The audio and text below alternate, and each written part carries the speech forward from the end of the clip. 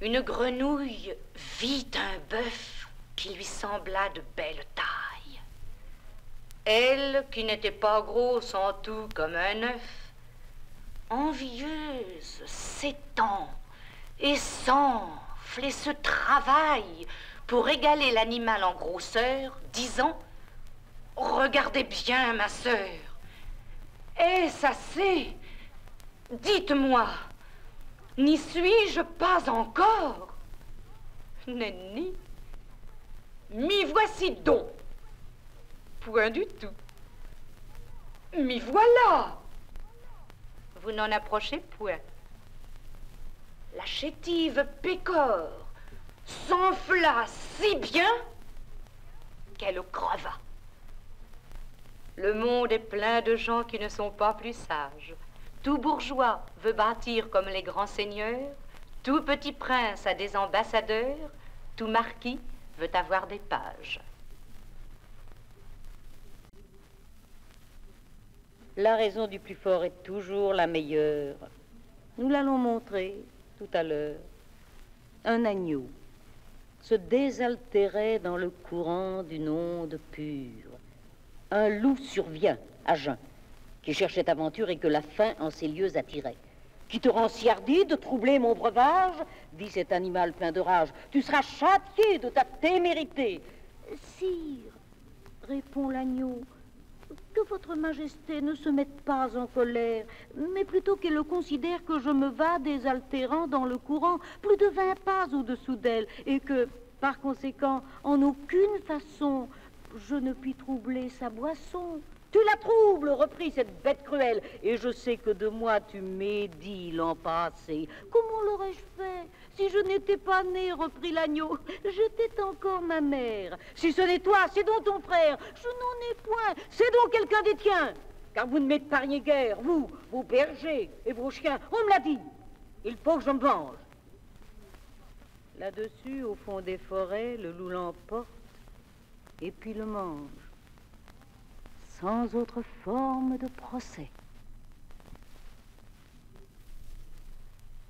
Deux mulets cheminaient, l'un d'avoine chargé, l'autre portant l'argent de la gabelle. Celui-ci, glorieux d'une charge si belle, n'eût voulu pour beaucoup en être soulagé. Il marchait d'un pas relevé et faisait sonner sa sonnette.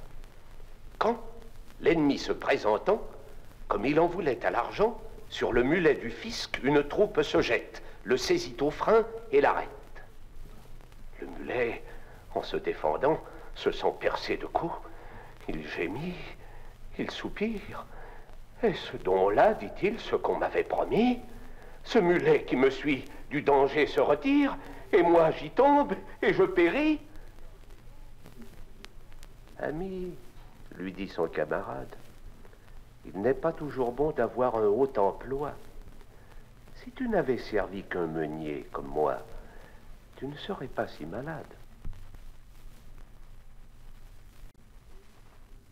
Un pauvre bûcheron, tout couvert de ramée, sous le fait du fagot, aussi bien que des anges gémissants et courbés, marchait à pas pesants et tâchait de gagner sa chaumine enfumée.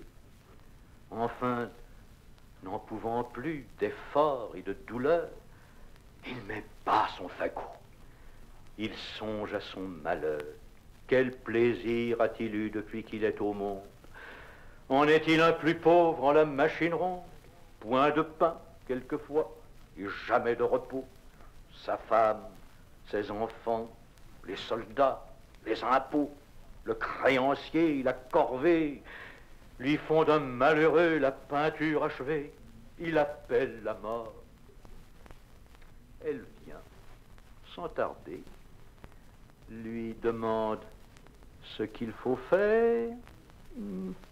C'est, dit-il, afin de m'aider à recharger ce poids, tu ne tarderas guère. Le trépas vient tout guérir, mais ne bougeons d'où nous sommes, plutôt souffrir que mourir. c'est la devise des hommes.